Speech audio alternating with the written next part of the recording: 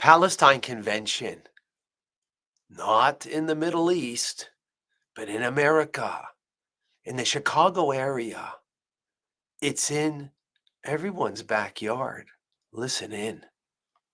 I am at the Palestine Convention being held outside of Chicago by American Muslims for Palestine, which is a group currently facing a congressional probe for its alleged ties to Hamas, which really is the elephant in the room here. No one seems to want to talk about Hamas. In fact, most, if not all, of what they seem to want to talk about is Israel. The past 11 months of this genocide has lifted the veil to show you that the Zionist system within the United States, there's a perception of power and then there's real power. It's a pretty hostile media environment. That's why I'm whispering. I'm also covering my hair because this is a pretty observant crowd. Right now, you're hearing the call to prayer. The theme to everything, watermelon themed everything. And this is really an opportunity for people to get excited about the cause. There's programming for kids as young as 3, for teenagers, also for college students. They have what they're calling the campus activism track. There's been a lot of discussion about how to prepare for potential legal consequences, what to do if you are arrested, how you can connect with what's being called the social justice community and adapt the Palestinian narrative to reach new people. This is a movement that is trying to figure out how they can expand beyond the Arab community. Read the full story at thefp.com. Oh, mass indoctrination on all levels. Final thing that will guarantee a healthy future is the education of the next generation. That's the most important thing. What we educate our kids is what we really believe in and what's really important to us, because our children are the most important thing that we have, at least for most people. So what you give them, what's their legacy? And based on that, of course, you're going to educate them. So Jewish people, we want to educate our children to be a mensch, as we say in Yiddish, a decent, good human being who cares for others, who's there for family, community, and for others,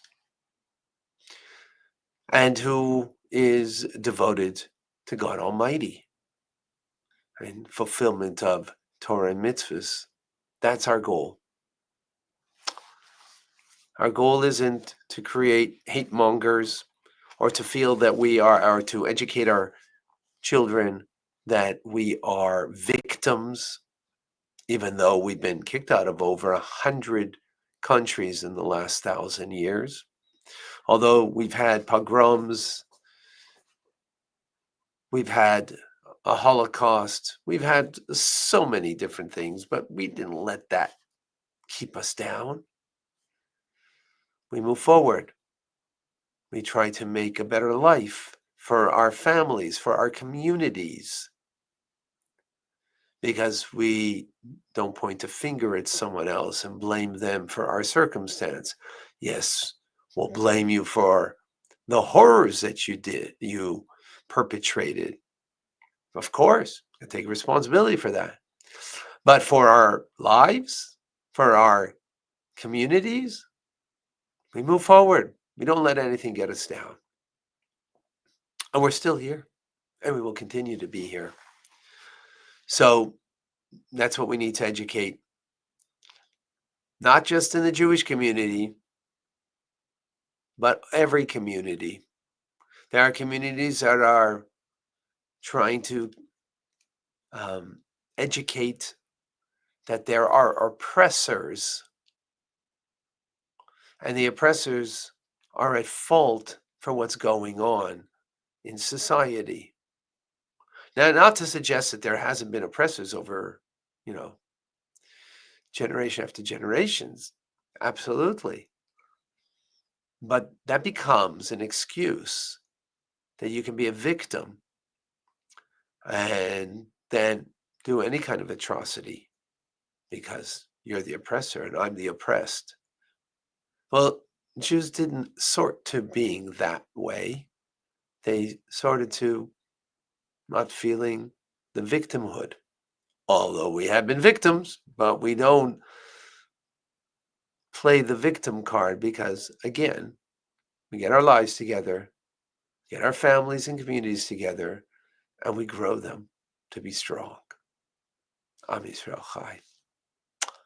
For more on this notion, come and join me daily for Tanya learning mysticism, Jewish mysticism that gives the inner strength that you don't become a victim of your circumstance. Isn't that powerful for all of us individually?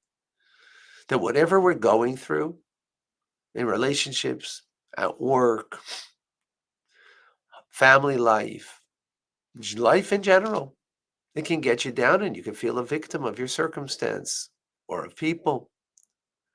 Learn Tanya with me every single day, Monday through Friday, 9:30 a.m. Eastern Standard Time, Sundays 10:30 a.m. and learn how to take control of your life, how to be responsible, how to actually have complete mastery over your actions, your speech, and even your willful cogitated thought. I look forward to seeing you there. Here on YouTube, youtube.com/Tanya Rabbi.